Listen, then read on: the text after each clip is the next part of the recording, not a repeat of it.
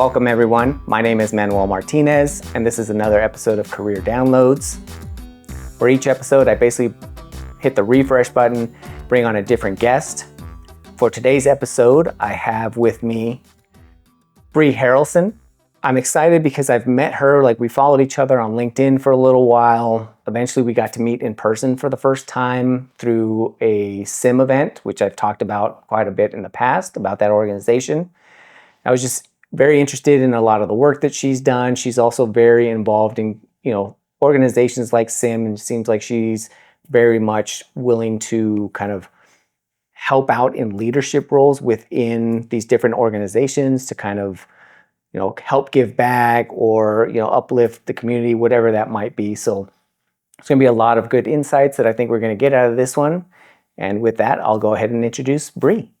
Hi, thanks for having me. I appreciate you spending the time to kind of come down here because I know that you're not from Vegas. You're based out of Arizona. Yeah, but I'm out here often. I feel like Vegas is my second home. And it took me a little while because you're here all the time that I was like, oh, she's here in Vegas. And you're like, when I asked you, can you come on? And you're like, yeah, of course. They're like, but I'm out of Arizona, so it might take me a little bit. And I was like, really? Yeah, a lot of people actually think that I'm local because I am out here so much. It actually started when I was a kid. My parents liked to gamble. And so I'd come out here a lot, 5 times a year, and it really kind of became my second home. And then once I got into my career, I've always supported Nevada, specifically here in Las Vegas. So, spending maybe 2 to 4 days out of a month here. So, yeah. So if you don't mind telling us a little bit about what your current role is and kind of some of the roles and responsibilities that you have as part of, what it is that you do. So I've actually been in tech sales for 16 years, so a little bit different than an actual technical practitioner. So with that, I sell technical tools to state, local, and higher education clients. Again, I've been doing that for 16 years with 13 of those years dedicated solely to supporting the public sector. I am getting ready to transition into a leadership role, supporting a team of sellers that support the public sector here in the West. That's awesome. And I'm excited to kind of learn a little bit more when we get to that point, kind of what ultimately led you into kind of wanting to get into a leadership role and some of the things that you may or may have not done yet to kind of prepare for that. Yeah. Now, you already kind of gave us a little bit that, you come here to Vegas a lot, but if you won't mind telling me where you kind of grew up and then eventually kind of what led to you starting your career and what you thought you were going to do initially. Yeah, well, it was not this. Funny enough. So I'm born and raised in Arizona, one of the rare natives that's around. I feel like most people, migrate to Arizona are not actually from. And growing up, I thought, as soon as I'm in college, I'm going to get out of here. And yet that didn't happen. I ended up going to NAU, Northern Arizona University, for culinary studies, actually. So I wanted to be a chef. Always growing up, I watched the Food Network. I cooked at home. My mom would actually give me money to make dinner. So I'm like, that's absolutely what I want to do. So I started at NAU, and then within a semester, I was back in Phoenix. I actually had enrolled to Scottsdale Culinary. And one of the requirements was to work in their restaurant, but it's not paid. It's part of, your degree there. And I'm like, how am I supposed to make money and support myself, but then also do that? And so I really was taking a step back. And at that time I was working for a restaurant just locally. And my boss pulled me aside and said, hey, you're not going to recognize this now, but I think you need to look elsewhere. I think you're meant for the business world and not this world. And I did not get it. I was like, so wait, you're letting me go? And he's like, not necessarily, but I'm encouraging you to. And so I went out, talked to a few people, and I got my first job as a sales training and hiring manager for a startup company. So it was a consulting company that helped emerging tech companies. So when the big B2B SEO boom came. And so I've never done it before. I kind of acted as if, and I helped grow, people from $0 in revenue to, 7 figures, and then sales floors that had 0 people to, 75 plus upwards. And so I actually started my career in leadership.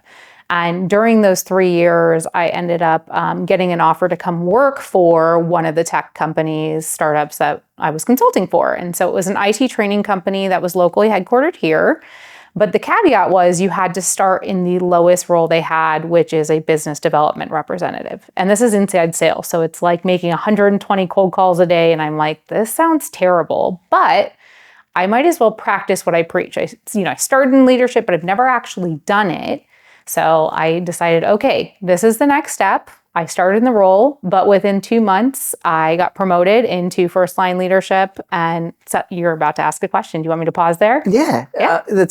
It's fine. It's just, before you get too far into it, Yeah. I have a couple questions. Of course. Did he eventually say, this manager in the restaurant, what it is that he felt or saw in you that said you're meant more for the business side of it? Like, is that something you ever found out? No, I mean, I did thank him. I went in and he was still there, like managing, he was the manager of the restaurant. It's like a smaller local chain of maybe 3 or 4 restaurants, and thanked him later on in my career. But there wasn't anything specific. Actually, pause. He told me that I am not Mary Poppins. And I took it kind of in like an offensive way at first. And I'm like, wait, what? And he's just like, you are, confident, but like confident and aggressive in a good way, right? Where you can do a lot more than just this. And so that's when it was like, oh, okay. Because at first I was like, are you saying I'm mean? Like, do I not have a large enough bag with tricks? I don't know.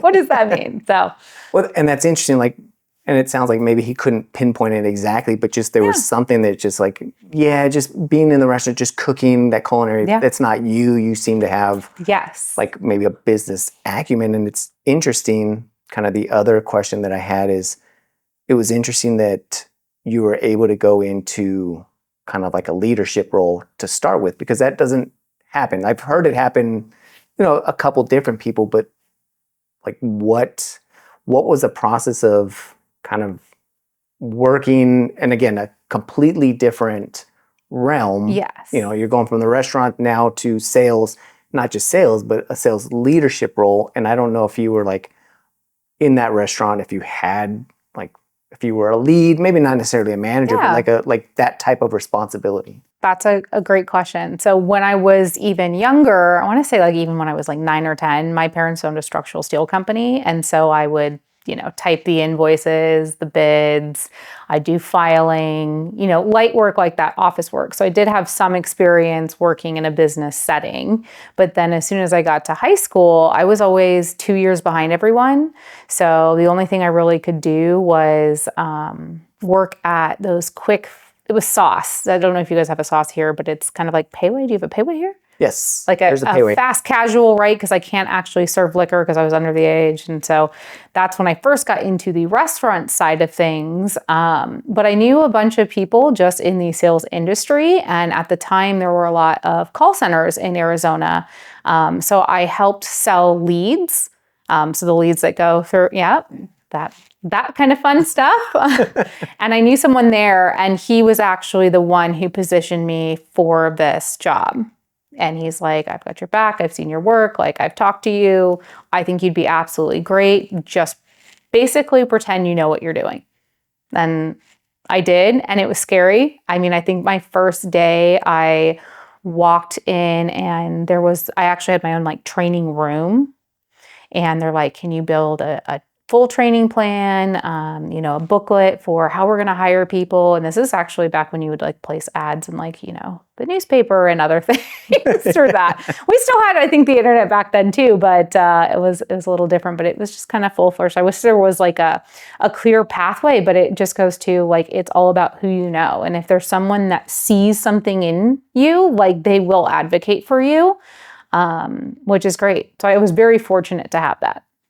And kind of now talking about the fact that your parents had that business and you got to kind of work in the office setting, you probably didn't realize it at the time, but now kind of I'm starting to put 2 and 2 together, and only because I'm starting to think back at kind of like my childhood. My parents, my dad and my grandfather and my uncle, they owned a construction company. right? So, masonry, Yeah. so that's what they did. And I do remember going into, in their little office and helping out and just doing stuff. And he'd be like, hey, grab me that file. And sometimes I would find out like how they were planning. So I wasn't doing any filing because, secretary, like they didn't have me do that work. It was more like I did the actual manual labor, but I would go into the office when he would stop by. And that exposure, that might have been what he saw. It's just like, oh, it's not completely new to you. Whereas like, originally I thought like, oh my gosh, like no experience. Well, no, there's some exposure. Now it's not like a real job. Like you're just kind of helping out, but that might have been kind of what he saw in you. I think too, just growing up and because my parents were very executive focused, right? Running their own business and very like this is going to sound kind of bad, but that your value is based on, right, how successful you are. And it's not everything, but that's kind of the family that I grew up in. And so I was always somewhat of a natural leader. So I was that person that would take control in a class project, right? And just like, you know what, I've got this. I'm going to do it all. Probably not the best. I'm learning now that that's not the thing to take, but I would always take the lead. I also played sports, right? So being team captain, and I'm a short athlete. So I always had to like prove myself. So I feel like I kind of had a chip on my shoulder too, and was always trying to be at the top. And so I think that might have shown when I was there as well. And now you're asked to kind of put this training program together. You mentioned, the sports, kind of working with your parents. And kind of in your upbringing, did you also have opportunities or, maybe not opportunities, but just experiences where you had to kind of figure things out on your own? Yeah. So might be going too deep, but my early childhood, and sometimes they say like your 0 to 5 defines, right, a lot of your like core traits. So my real parents were not the best. I'm actually adopted, so I was adopted by my paternal grandma, and I don't want to get too far off the topic, but there's a point here. They would often leave, and CPS was in and out, and then I think when I was either 2 or 3, and my sister is 10 months younger than me, we were left alone in our home for 3 days, and they found us and ended up coming in, and I figured out how to open cans to feed my sister. And so I think that kind of like started, even through intensive therapy that I've done throughout the years, they've said you've kind of forced to grow up, right, at an extremely early age. And so that kind of defined, I think, the mentality of like, I'll just figure it out. I'll just get it done. Got it. Yeah. No, and that makes sense. And a lot of times, like you said, we don't realize it at the time. Similar to you, I've had those experiences, so slightly different. So I'm the oldest of 4, and my 2 younger siblings, my mom had to have C-section with all 4 of us. Oh. Yeah. So then for the youngest 2, like she was in bed, like she couldn't go through. So it was me kind of going through. I was a little bit older, but having to feed them, having to go change them. So like they were very attached to me because I was kind of like, my dad's out working, my mom was a stay-at-home, and here I am having to figure things out and like just ask and, okay, what do you need me to do? Okay, hey, turn on this stove, do this, blah, blah, blah, do these things. Like, okay. And eventually I like basic stuff, but also my dad had that upbringing of, in construction and figure it out, right? Like, hey, go do this thing. Like, well, how do I do this? Figure it out. I don't have time to tell you. Like, let's just. I don't have time to tell you. And then the other thing is like, nobody showed me. That's, I think, too, like a generational thing, right? Because our parents and everything, there was no hand holding. It was, I was forced. People, they say they were latchkey kids, right? They had to feed themselves. They had to figure out what to do after school. And now, like, I feel, and it's nothing wrong with today's, but it's a lot more hand holding and like, let me show you how to get there. And that's great too. But I try to take that approach with my own children of like, let's create some, feeling of independence, and so that you don't always have to rely on someone. And I think there was a lot of that growing up, especially early on, and that's carried throughout my career journey. All right, now kind of bring us back in. So then now you're asked to kind of put this together. So how did that kind of play out? Yeah, so I quickly went and watched Glengarry, Glen Ross, the old sales movie. I don't know if you ever. I have not. I watched all these in Boiler Room. I know this is so bad, like to pick up like things. And I was like, you know what? I'm going to learn from this. I'm going to read a bunch of materials. I'm going to talk to a lot of people. And I put it together and I kind of learned on the job. People are like, what's the best advice? It's do the work, and you will figure it out. And that's the easiest way. But I scaled that team, I want to say, from about 5 people. I think the most we ever had was around 30 to 40 folks working in there. It was a really great start to my career. And I was very fortunate for it, but it really got me into learning the art of sales, also recruiting, and then retention, right? How do we keep the people that are performing, that are here, and how do we keep them interested? What drives them, and all of that. So it turned out well. I guess I'm here, right? Yeah, no, it did. And so already being in that leadership role, and it sounds like you figured it out and were very successful in growing teams, retention, and all that. Again, it's never perfect, but you figured it out.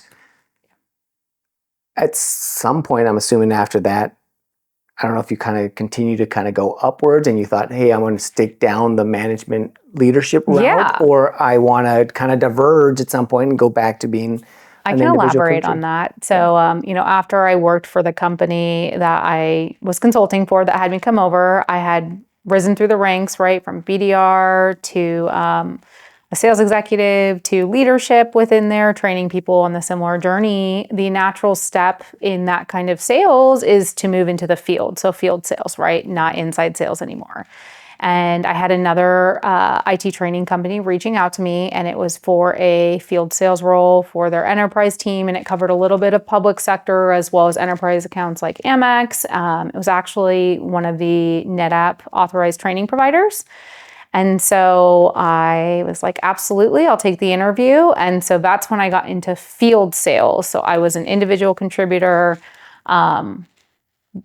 I guess rose through the ranks quickly there too. I got, the sales MVP. And so I'm like, wow, field sales is really great. And working with that company, I got introduced to all of the different teams at NetApp in different regions, but also the partners that supported it, and really started to build my community or network. And then I can't remember if Gartner had sent me a message or maybe I had applied for a Gartner role when the time felt right. And I think Chelsea that was on here, I saw, right? The interview process is rigorous. I want to say, maybe 7 to 10 interviews. You have a panel. It took a couple of months, but I got hired on. And after I went through the process, this is for a public sector role. So you're going to be supporting, at the time it was SLG, so state, local government. And that's when I was like, you know what?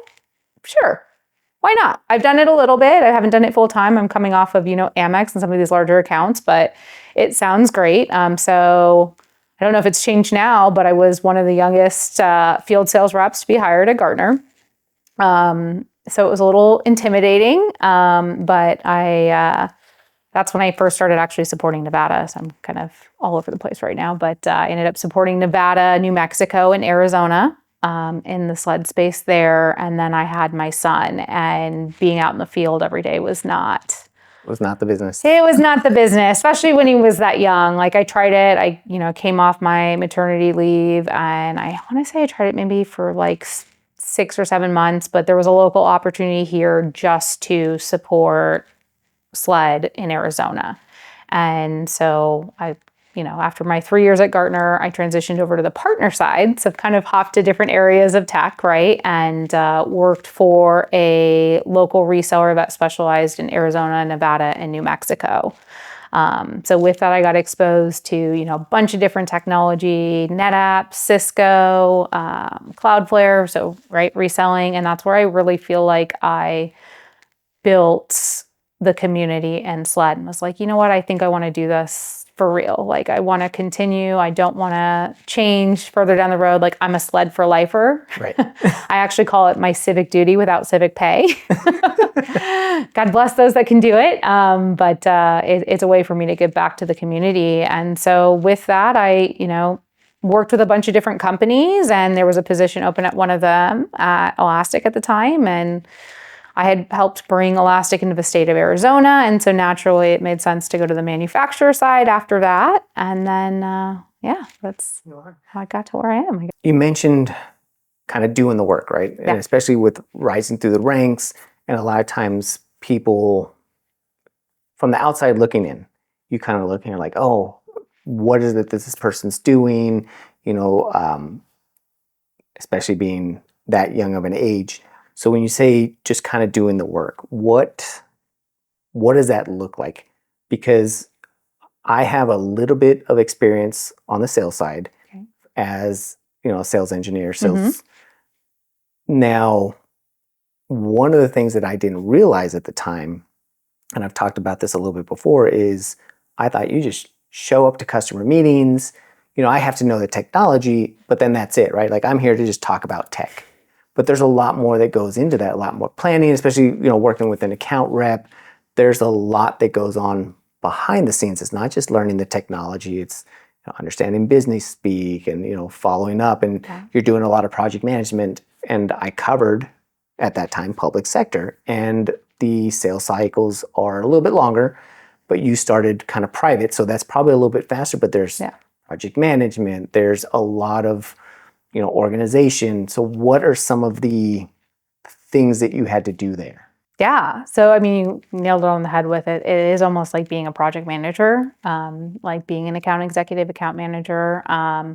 I think the best analogy I can put it is like a quarterback. That's usually right. You think, oh, well, he just throws the ball to the person that makes the touchdown, right? You're lobbing the ball to your engineer or whatnot, and right, that kind of thing. But it takes a lot, right? They're running the plays, they're building the trust with their team and that kind of stuff. So it's the work on the back end, right? Sure, do I send quotes out, right? Am I pitching? I don't really, that's another thing we can get to. I don't pitch. I feel like I truly work for companies where I feel like these solutions are helping the greater good, but I digress. It's a lot of the coordination. So we have like our internal business team or franchise, as you will, like you're running your own business, right? So you have someone from the engineer team, someone from the services team, someone from marketing, and you're orchestrating, right? All of the moves that are being made. Hey, I need you to be here to do this. I need us to do this for this client. I want to put on this event. And so you're a full-fledged project manager in the background, but then you also need to spend the time out in the field with your clients in the community. And that's really where the work happens.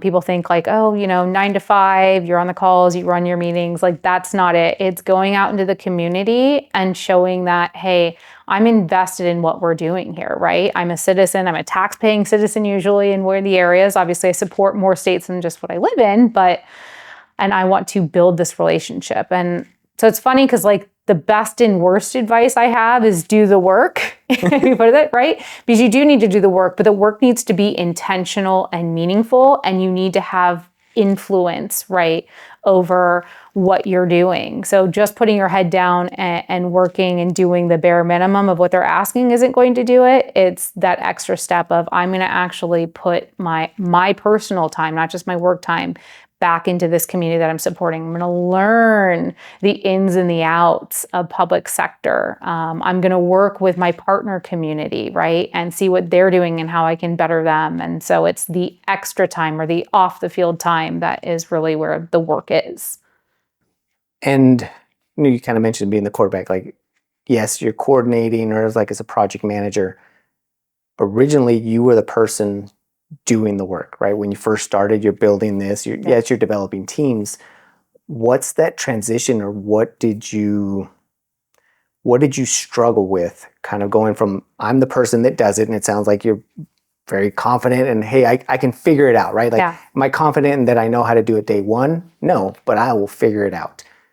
And then kind of sometimes that people, and I heard something that was very I'm trying to remember who said it, but it was very much people who are used to getting things done and kind of overcoming those challenges, they tend to have a harder time letting other people go because they know I can do it, I can figure it out. So at some point, especially as an account manager, if you're telling the marketing team or your SC or your SA, whoever it is, to kind of go and do these things, like you have to let go and communicate exactly what you want.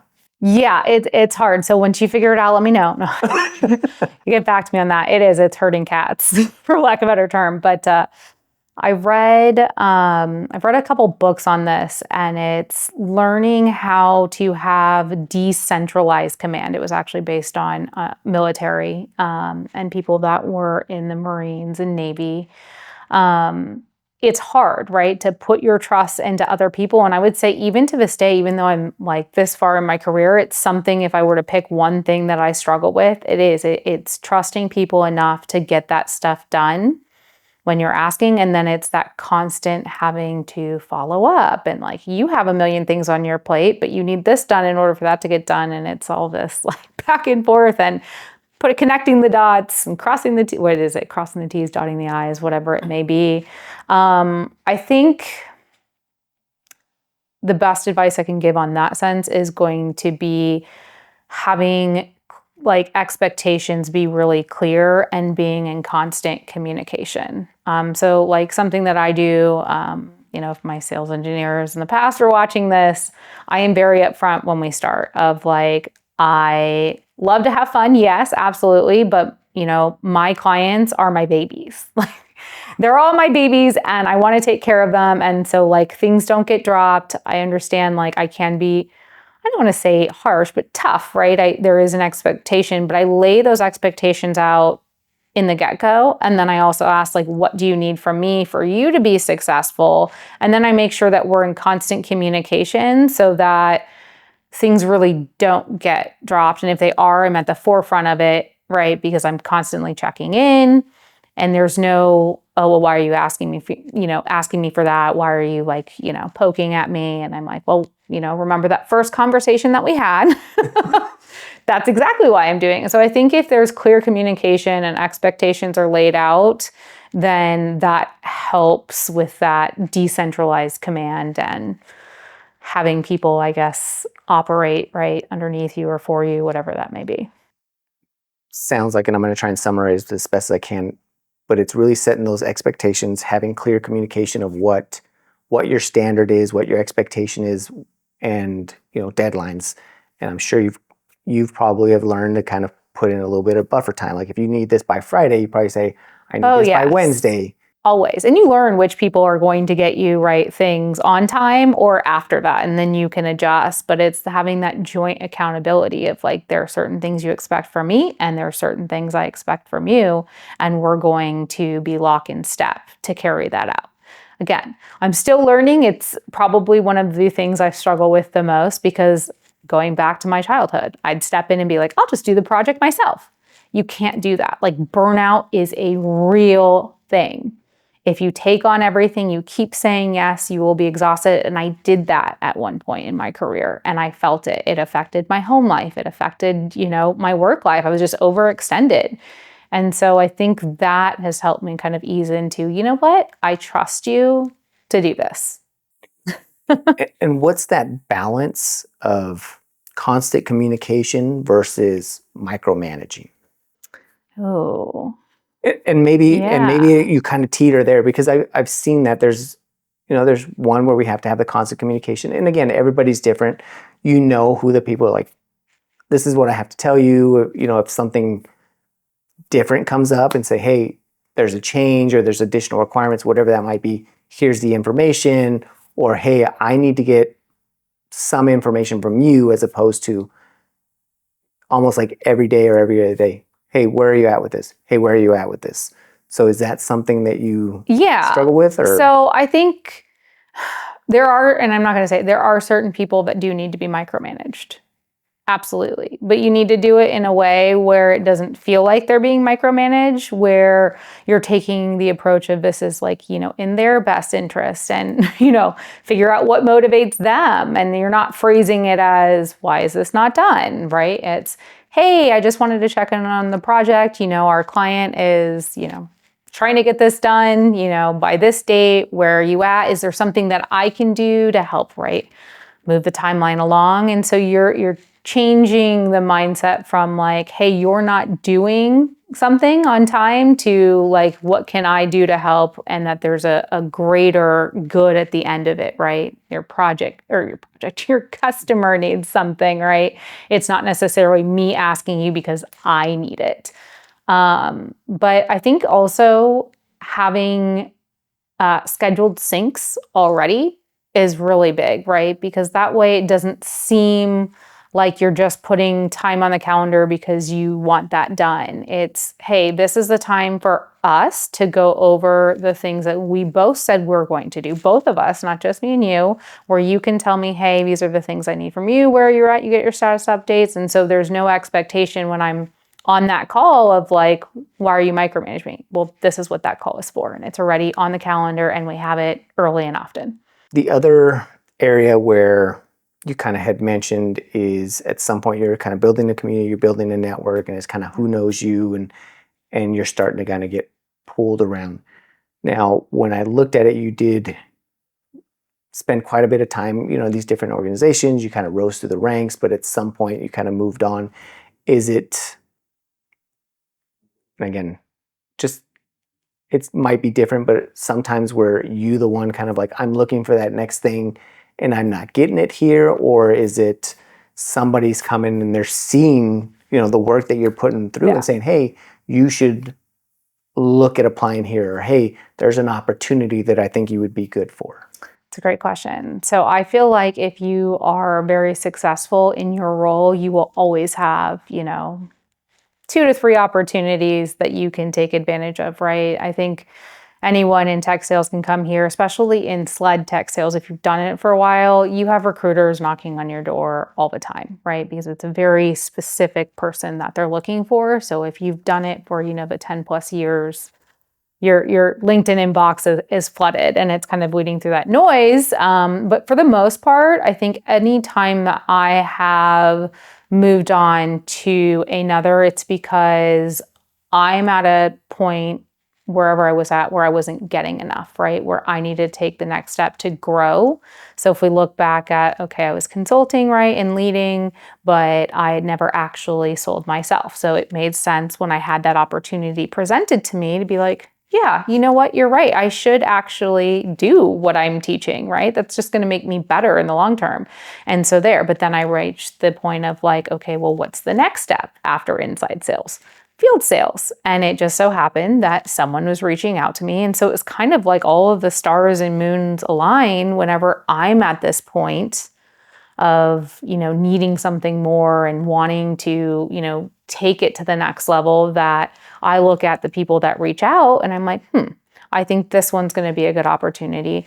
I don't want to say like, oh, hey, I take every conversation, but I do like to stay open to conversations. Something I always say, in the selling world, it's ABC, always be closing. But for me, I look at always be recruiting, right? Recruiting for your next job, recruiting for your next hire. So every conversation that we have, every LinkedIn engagement, right?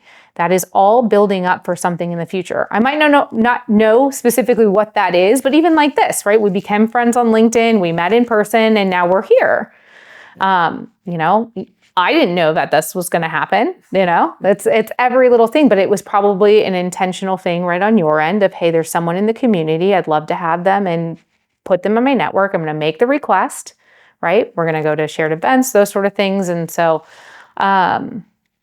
I feel like if all of that's in place, you never actually have to really look for your next job. The opportunity is usually in front of you and you get to make the decision on where you're going to go and what you're going to do next.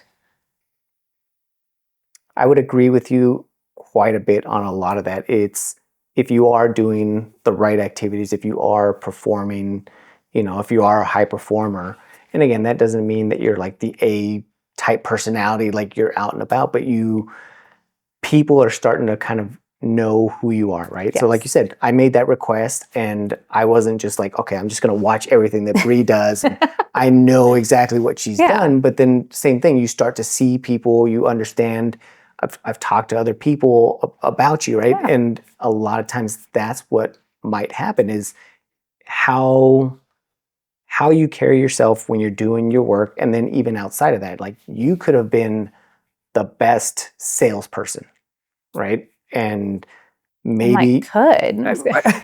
I'm joking. in this scenario, you could be the great, Yeah. but if people like your SAs, the marketing team, if nobody likes working with you, Oh God. those other opportunities aren't going to come because they might be like, oh, you know, she micromanages everything. She doesn't clearly communicate, you know, all these things. Maybe from a work performance standpoint, right? At the end of the day, you are achieving your number, you're doing whatever it is or that needs to happen, but people around you don't enjoy working with you.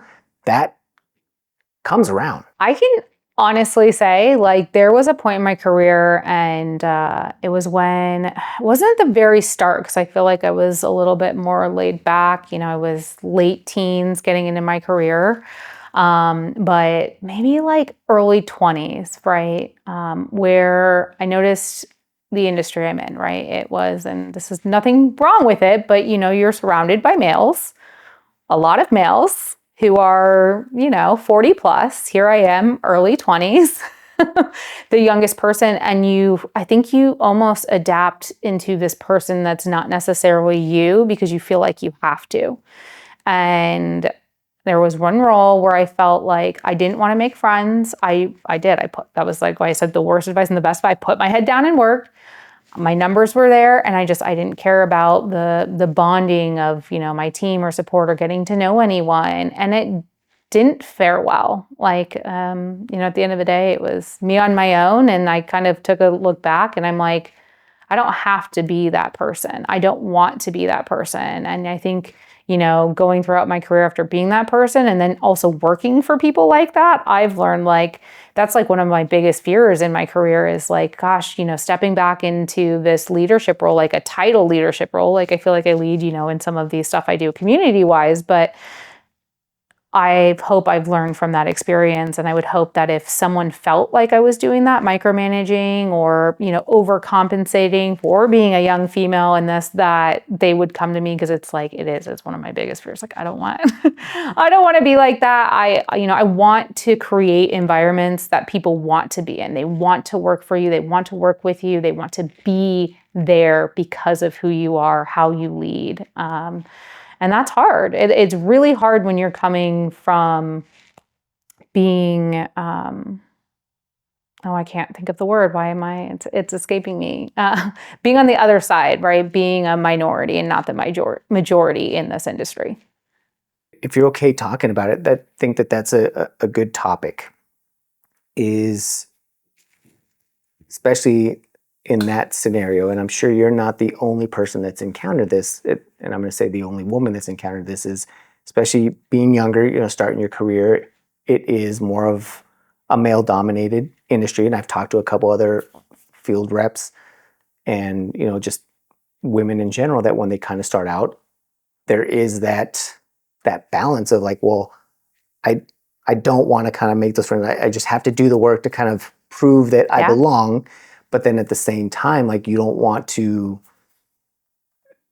and I don't want to speak for you, I'm going to speak on one experience from one person that has told me this, is at the same time, like there's a balance of like trying to make those friends and thinking like, oh, you know, there's not everybody, but there have been situations where it's like, oh, well, oh, you want to be friends? Like, okay, let's go outside of work and stuff like that. Yeah. So it's, how do you manage building a relationship, right? Where it's a professional relationship, like what you and I have, versus distancing yourself to where you're like, because now there's a stigma like, oh, she's a B, or, you know, like, oh, she's hard to work with. But that's not that. It's just you in your position you're going to have a much harder time than I would. Yeah. Even being a minority from like, you know, a Latino as opposed to like a female. That's very different. I think you do kind of have to set boundaries at some point. You can't just go out and, let's say, go grab drinks with everyone every day. You can't always be this friendly, gregarious, like, because there is still, at the end of the day, there is work to do. I think right now, the industry is a lot more accepting of women, where they don't necessarily feel like they need to prove something, or at least I don't. And that, I think, is a natural progression of me just getting more confident with myself being in this career. But this is an interesting way to approach it. I read something the other day about work-life balance, right? And that doesn't exist. It's more of like work where it doesn't feel like you're working and it blends seamlessly into your personal life. And so I think once I got into supporting the public sector, those lines didn't really get blurred anymore. My clients became my friends. Like, I went out with Cynthia yesterday and went to dinner, right? She's a partner of mine, and we've become friends of the year because it is no longer this is my work, this is my life. Like, these people are my friends, this is my community. And I think if you're supporting the mission that you believe in your job, that naturally carries out through your personal life. So there doesn't need to be any, I don't want to say, because boundaries, yes, are important, but there doesn't need to be any clear delineation. This is this. Yeah, but there are certain people, I think you come, and I'm not going to say like I get along with everyone, because that is definitely not true. That you're not going to spend a lot of time with at work. And that's okay.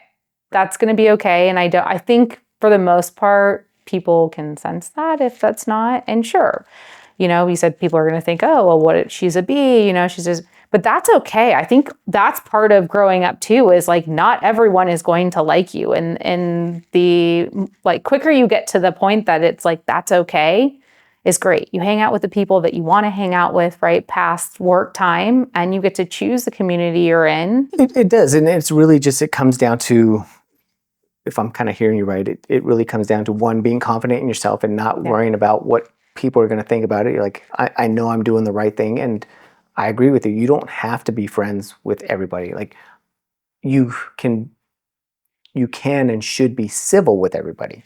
And that's the thing that I've learned is, I don't have to be your friend. Like, I can talk to you at work. I can have a conversation with you.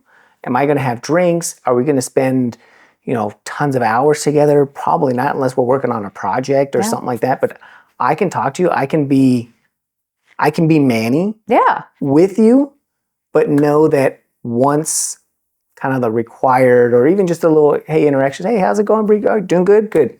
And that's it. And maybe it's just like, hey, how are you doing? Good. And that's it. And you don't have to, doesn't have to go beyond that. Yeah, you don't want it to, because people aren't going, especially people that you like have to work with, like, people aren't going to be motivated to get things done for you, right? If you aren't a nice person. And I'm not saying be, Mary Poppins and be fake, but you have to be civil. Like, we're all professionals, we're all working, right, for a company, and we're going to need to work together. And I think if you're in a situation where you have someone where that's difficult, again, it goes back to like being upfront and having communication of like, hey, it's apparent, it doesn't seem like we like each other, right? And that's okay, but here we are. We're trying to support the better good of our, our clients. What can we do to, help move things along? And I think if you're open and honest about things like that, I'm not saying like go and tell someone you hate them, but have that clear. If you're struggling, right, to move needles with them, have that conversation. I've had to have it. The tough conversations are, I think, something that help you grow in your career. You think about them, you're like, I don't want to do it, but usually it turns out much better than it was before. Or it goes back to that clear communication with the people that you work with. Like you said, your SCs, like, here's the expectation. The expectation is, we're not going to be friends. Yeah. And that's okay. Let's get past that right now. Okay, what do we need to do, and what are the interactions so that we can both be successful in our own roles? Right? Or so you can limit your time talking to me. If you don't like me, that's okay too. You talked a lot about kind of building community and kind of enjoying the public sector side. One of the things that I've seen, and again, it's not just 100% public sector, but I see that you are involved in kind of also in leadership roles, was within SIM. Yes. I may get this wrong, but I think it's like PubTech and then also InfraGuard. Yeah, PubSec Tech, yes. PubSec Tech, yes. So that's a lot of different things. And again, I know you talked about burnout and, also kind of giving back and kind of spreading yourself thin. So I guess we'll take whichever one you want to talk about first. You want to talk more about kind of burnout and kind of what led to kind of you overworking yourself and just kind of spreading yourself thin, but then also at the same time trying to be, sounds like you're just a naturally helpful person. You want to build community, you want to do that. So I think I can answer like both of it all together. But it goes back to that kind of don't seek work-life balance, right? Do something in your work life that is true to who you are. So like the secretary of SIM or the central VP of InfraGuard or, PubSec Tech, my organization, I don't view that as work, so I don't feel burnt out. I think it's the moment that you start in your professional life working for people who either don't lift you up or where it feels exhausting or you feel like you're getting burnt out. That's the stuff I'm going to be like, no. I'm not going to do that. And I think at one point in my career, that's where I was at. I'm a mother of 3. On top of this, I have 3 children, 3 dogs, a husband at home. I work really hard, but I was working in an environment that I felt like didn't support me or help me grow. And we weren't really aligned on the mission. And so it felt like work, like the dreaded work that you're just, I have to do this again. And yada, yada, yada. So I'm still working at like 120%, but, and I don't want to say for people I don't like, but just people who are different, right? And that's when you feel the burnout. But with that, as I grow, it's like you can say no. So if there are certain things that you get that sense of feeling like, hey, this is going to exhaust me, whether it's socially, physically, it's okay to say no. And I've learned that, I used to be yes, yes, yes, yes. And I still, I probably do say yes to a little more than I should. But again, because my work goals and my personal life and what I care about are so closely aligned, I just don't feel that. It's like I get the privilege to do these board positions. I get this privilege to, host my golf tournament and give back to the veterans. I get the opportunity to bring this public sector, technology people or folks all together. And that's, I think, the big difference in, what you're doing. Burnout is, do you love what you do? And I know that's simple, but. Well, it is. And I heard something recently, and it's that burnout happens when there's a disconnect, right? Between the expectations and what you're doing. Like, it's not so much that you're doing too much, right? Because in this case, you enjoy it. I'm always doing too much. Yeah. Well, and I thrive off the chaos. Well, and I'm right behind you. Like, I do a lot, and people are like, "Oh, how do you do that?" Like, well, I do this, I do that. It doesn't feel like work to me. I enjoy it. I still find time, and one of the big things that I had to do is to kind of conserve some of my energy.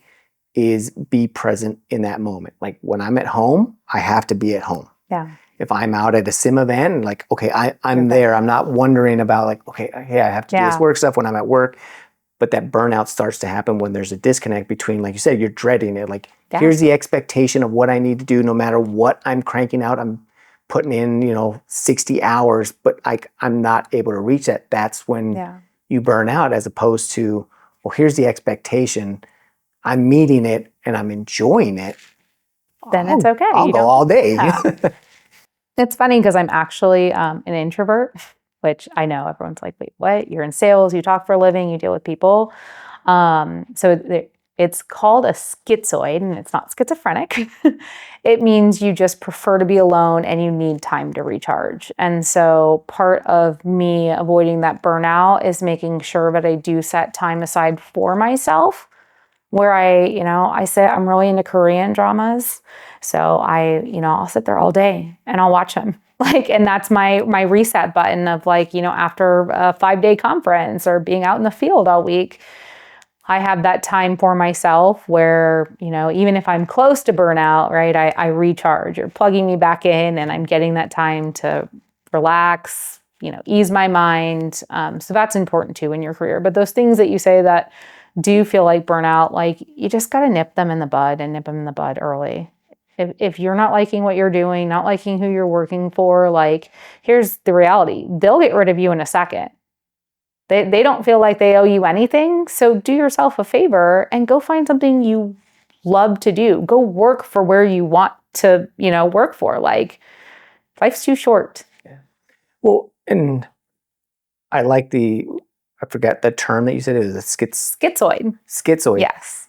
So one of the things that I learned, I thought that being an extrovert means that you were outgoing. And these are completely different things. Like, you being an introvert, does it surprise me? Well, no. I don't know you well enough to know that that's how that works. My wife is an introvert. I'm an extrovert. What does that mean? Just to kind of get some clarification, is she is like you. She can be out. She doesn't mind talking and being in large settings. But there comes a point where it's too much for them. They need to recharge, and she just needs to be alone, be at home. I'm the opposite so I work from home. I'm alone most of the day. Like, I'm on meetings and stuff like that, but I'm alone. So me going out to sim, me doing this and me going out, I recharge by being out. The social interaction. It's the social interaction because... And it's funny because those two people usually end up marrying each other all the time. and they do. And it's so funny because it took me a while because I didn't understand that that's how that worked, because there'd be a lot of times, like, I would be out at a conference, like you said, the whole week. I'd come back and I'm like, blah, blah, blah, blah. And she's like, didn't you just come from talking to people? I'm like, yes. Yeah. So now I learned that I come home, I'm still amped up because I just got energized. I have to take my 2 dogs. We go out in the backyard. Tell them all about it. 20, 30 minutes, I'll talk to them. Or even if I just don't talk to them and I'm just kind of hanging out, like that decompression. Yes. And for me, it's not a recharge. It's I've got to come down off of my high. Yeah, that's so fun. So that I can now interact with everybody else in the family. I can recognize that, though. There's times where I'm like dreading to go do something, and then after I do it, like, the conversation is really good. The people are just really good quality people. And I come back and, like, man, I just feel so good. I'm so glad I did that, right? And that's what gets you through to the next day. Now, again, it's not every time. And then I'm like, I really need this time to disconnect for 8 hours. But I can see where those kind of interactions fuel you. The 3 organizations that you're kind of involved in, they're very different. Yes. And what is it about each of these? Is it because they're so different? Like, I guess, why are you involved and what do you get out of each one of them? Yeah. So I would say they are different, but there's a lot of similarities, being that they're all tech focused, right? So SIM, right? IT professionals, information management professionals. I'm not going to go ahead and say the full society, and I don't want to mess it up because that's exactly what's going to happen. Exactly. You're still dealing with IT professionals. And then when you look at InfraGuard, it is not necessarily technology. However, there's a lot of folks, right, that are in technology because it's about critical infrastructure and, right, security, whether that's physical or cybersecurity. And so I got interested in that because of the cybersecurity piece, because of my background, right, and my network. And then the PubSec Tech is actually an organization I came just to bring the community together and not have, like, vendor pitches or anything. But if you truly do need something, here's the right person that you can go to, right? Or here's who can help your organization or get you an intro over here, or maybe even expand your career. So it is all technology focused. It's just different. But at the end of the day, if you look at it, it's really just bringing the community together and networking, right? Learning and networking. I think Sim Nevada now attracted me, right? Because I'm in this community all the time. I'm with all these people, and it's like, how can I give back? If I have these connections that maybe these folks don't have, how can I help bridge the gap? I spent a lot of time in Northern Nevada as well, so I think it was important for me to come at the time that I did as we merged the two together. So I can kind of be that liaison in between Northern Nevada and Southern as we become one in Sim Nevada. And then the InfraGuard one was actually, it's funny because when the president had originally proposed, hey, why don't you think about being the central VP? I was like, I don't think I'm qualified for that. the people are wickedly smart. Critical infrastructure is very important, and there's different sectors, right? It's not just public sector. It's, like farming and agriculture. There's all these things that I don't know. But at the end of the day, it was peeling it back. This is really just bringing people together, and I know how to do that. Easy enough. And so I think that's the common theme of all that. And then through that, the work that I do with those, I get to host fun events like Tee Off for Vets in Tech in Northern Nevada and give back there. We're forming a workforce development summit in Arizona to help bridge the gap for people, K through 12 that go to college. How do we get them into jobs at the agency so we can fill open spots there? And hey, you've checked all these boxes, you've gone through it, you've had, your hands on these tools. Well, hey, I work for a manufacturer, let me hire you. You've got the, recommendation there. And so what's the path look like for that to help, hire these students that are coming out of college, but fill the open spots at these agencies where, someone from a Google is not going to go. Right. Yeah. So it all has a theme. It does, and now as you talk about it, I saw it from just it's IT related, maybe a little bit of public sector. Yeah. So, but now, as you explain, I'm like, oh, okay. It's all mission focused. That's what everything that I do, I feel like ties back to a mission, and it's not necessarily the same mission, but it is still of how do we become better together. So outside of here, you and I talked a little bit about the fact that you're a big reader. Yes.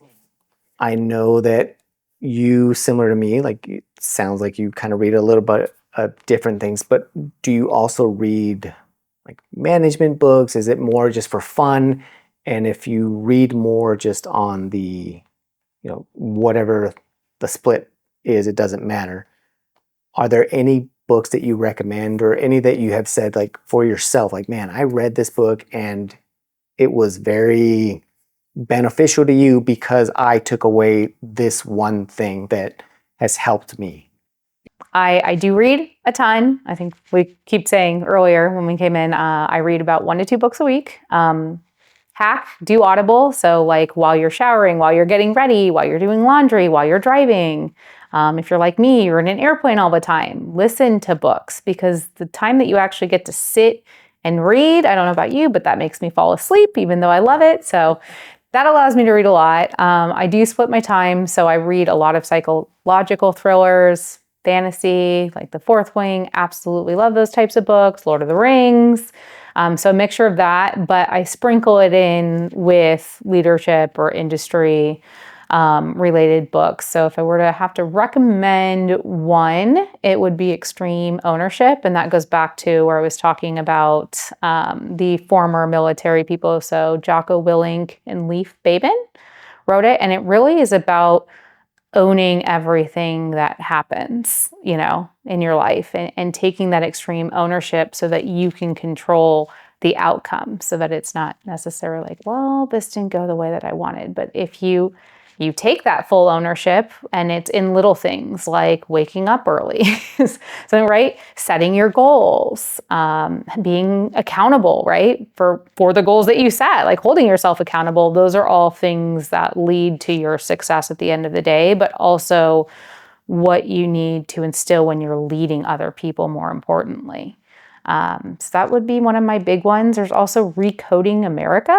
So a little public sector focus. There was a consultant that came in and she worked on some of the larger agencies in California, but also some of those 3-letter names on business process operations, but around technology and how to make constituent service better. But she also talks about how there's a fundamental flaw in how we operate, right? We expect these agencies to do all of this stuff with not a lot of budget, not a lot of people, right? The policies that are in place that are written at the top really don't lend for agility and what, these IT teams actually need. And so that one really struck home for me just because it's very relative to my day, in and out. Although I can't even talk today, my life, what I do day in, day out. So, yeah. And it's on my list, and for some reason I keep adding books, right? So it's hard to kind of get to that, but extreme ownership is one. I've read pieces and I've heard a lot about it, but I think you're right. The big thing is just taking ownership and accountability for the things that you do. And you mentioned earlier when you would just kind of do the work, right? That's how you're going to rise up. And it's not like, oh, well, this didn't work out the way that I hoped it would. Well, no. Did it work out the way that you planned it to go? Did you do the activities? And I think that's real important now, is for people who are trying to get in or trying to rise up, is, through the ranks, or, hey, I want this type of role. It's not, well, it didn't work out for me. What, it didn't work out, or you didn't do the things that needed to be in it. And I get it. Sometimes, like, you don't know what those next, like, if I wanted to go into a different role and I don't know enough about it, what didn't work out? Well, did I do, and you mentioned Chelsea before, like she did deep dive research into, well, what do they do? What is this role? Let me talk to people. Let me ask to people. And I think that's where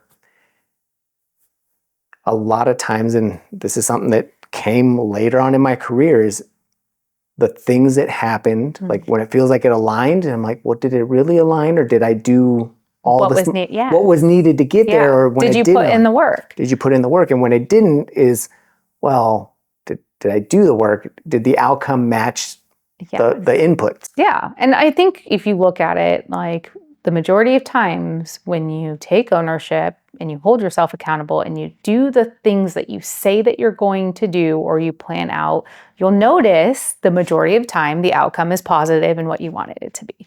Now, sure, there are going to be headwinds, right, where sometimes you're deviated from the path and things don't go the way, but that's a learning lesson, right? And you take accountability again. It's not someone else's fault.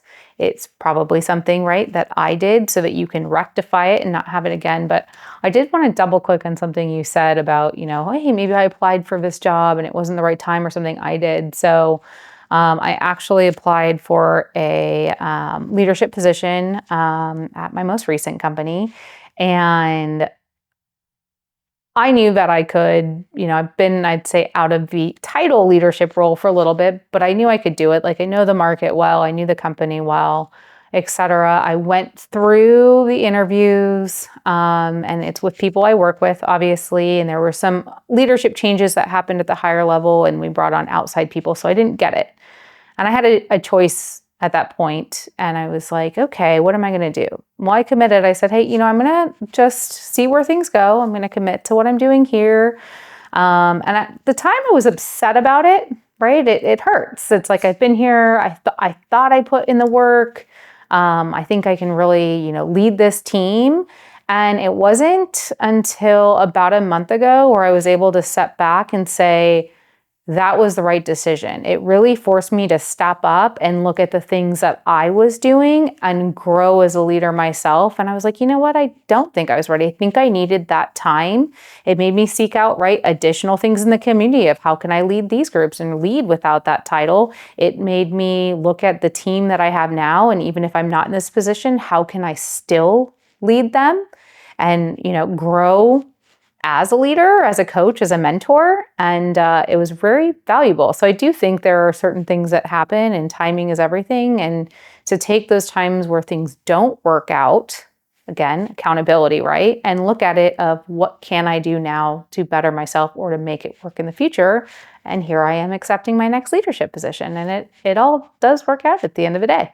Now I'm going to touch on something that you said that I thought was very interesting, and I'd heard this once before, when you said that you started getting involved more in these other organizations and kind of taking a step back and leading those roles.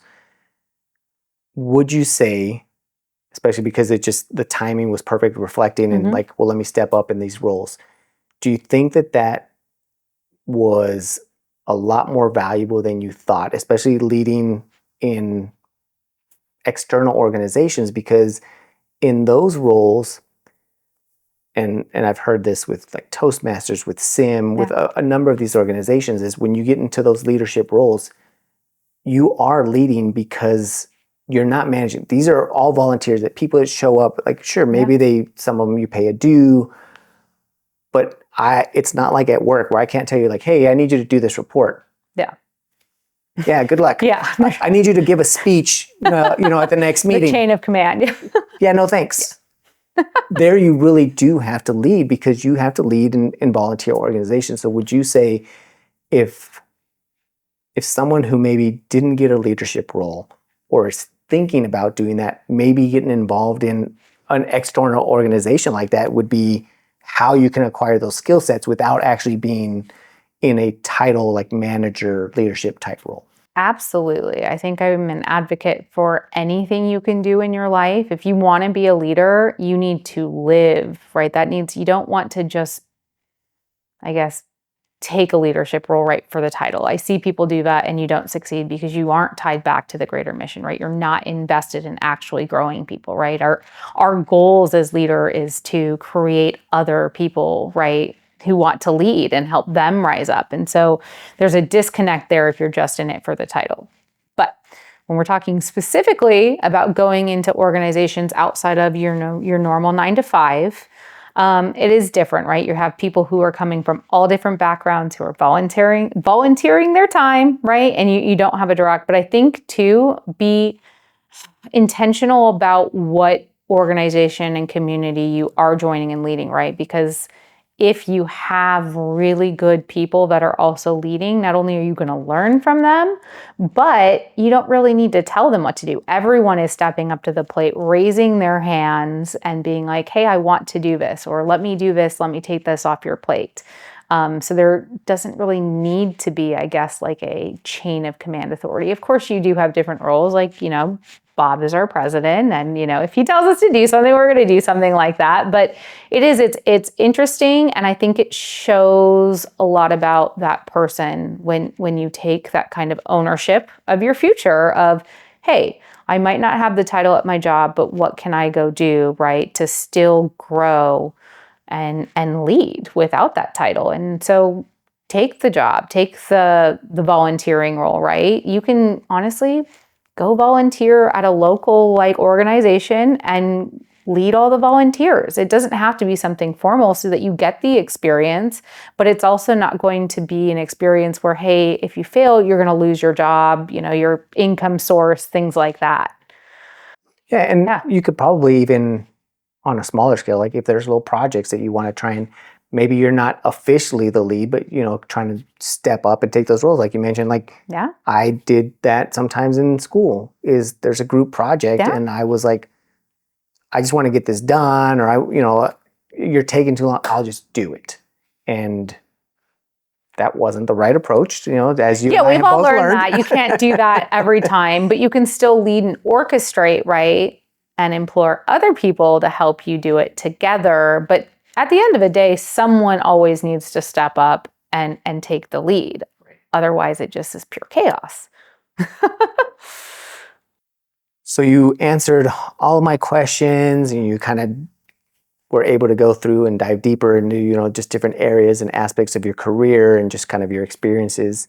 Is there anything that we didn't cover, or things that you kind of maybe we glossed over and you're like, hey, maybe we should kind of touch on this a little bit more? I know I keep saying, if I were to give you one piece of advice, and then I said that 5 times. Well, yeah, no, one piece of advice, or even just I'm going to have more advice right now. Even better, or you just, yeah. The big thing sometimes I tell people is, looking back now, let me phrase it differently. Looking back now, what's the one thing that you think really helped you in your career? And also, what's the one thing that you think had a negative effect? Like, what's that one challenge or that one thing where you're like, and you kind of touched on it before, just put your head down and do the work. Yeah, is not the right answer, but is the answer. It's funny because it is. But I think for me, the biggest thing of absolutely do this is don't be afraid to take the risk. I don't know what the exact statistic is, but women are less likely to be in leadership, not because, the male, female thing or sexism, whatever it may be. It's because women are afraid to actually apply for roles that they don't feel like they're qualified for. And so take the risk, apply for the job that all of the bullet points might not naturally align up, but look at some of the stuff you do in your regular life to lead, stay-at-home moms, like that. There's a lot that you do, right, to essentially project manage your life, your kids' life, your husband's life, right, your entire family, that you can apply towards your professional career, but you'll never know if you don't take that risk and put yourself out there. I think I attribute a lot of my success because I did that. I would always, it says, master's degree required. I don't even have a degree. I didn't even end up finishing school, and here I am, right? And I'm like, you know what? We'll figure it out when we get there. It's okay. This is what they're saying, but I meet all these other traits, right? And I know that I can do a job. Take that risk. Click apply. Send your resume. Talk to someone who works there and see what you can do to get in. I feel like if you have enough ambition and belief in yourself, that will show and shine through, even if you don't, meet all of those checkmark requirements. On the bad advice, or what was it, bad advice? Yeah, oh my God, what's the bad advice that you've gotten? Yeah, what's the one thing that you did that you're like, I would have done much better had I not done that? It really is that putting your head down and doing the work. And again, yes, do the work, do what you say you're going to do, but don't keep your head down, right? Again, all the work that you're doing, the time that you're spending, it needs to be intentional. It needs to impact the people around you.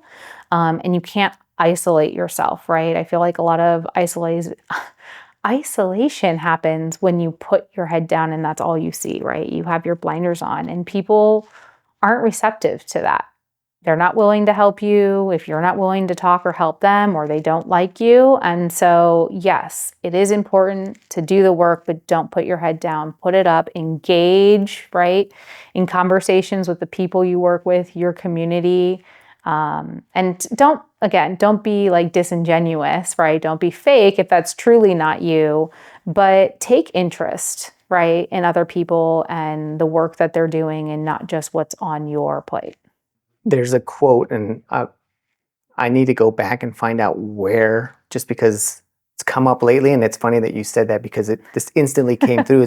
I've gotten much better. I'm starting to write stuff down, just like, oh, I heard this, and I'll write it down, but I didn't write down who actually said it when you talked about applying. And a lot of times I don't think it's insecurity, or people talk about, like imposter syndrome, stuff like that. I think it's doubt, right? You have doubt that you'll get it. You doubt that you're qualified enough. And the quote says, the only way to remove doubt is through action. Yes. And I was like, I heard that and I was like, yes. You can keep doubting. No, should I? The only way you'll know is if you're qualified or if you can get it is take action. Hit send your resume. Here's the worst thing that's going to happen. Someone's going to tell you no. And then what do? You take that, maybe look at, okay, why would they say no? And learn from it. And then you go and apply for your next one. Or you set the foundation and you do, I keep bringing up Chelsea. Chelsea, you're a big star today. Do the back work. Go to the events where you know they're going to be at. Learn the people who are going to be on that interview panel, right? Learn about the company, what's important to them, and then become that person where they can say yes to. Yep. Action. I love that. I like that. It's a good one, right? I'm going to make sure I find out who actually said that. Yeah. Well, thank you so much. I appreciate your time and all of the advice and just kind of sharing your experiences and what worked for you and what didn't. And I think a lot of times we are quick to talk about everything that went well for us. And I appreciate you again talking about the things like, hey, this didn't work well. Like I thought it was, because we don't do it intentionally. Like, I'm going to do this because it's not going to work. But just kind of doing that. So again, thank you so much. Yeah, thanks for having me and for the opportunity. And for everyone that continues to watch and listen and support what we're trying to do, again, I hope that you're finding tremendous value in all of these conversations. And if nothing else, learn a little bit more about each of the guests so that if you run into them, you can have something that you learn from them and, start a conversation that, again, maybe it may not lead to your next role, but there is a chance that you can develop a friendship or learn something that might help you as you reflect for your next opportunity. So continue to plug in and download the knowledge, and until next time, thank you.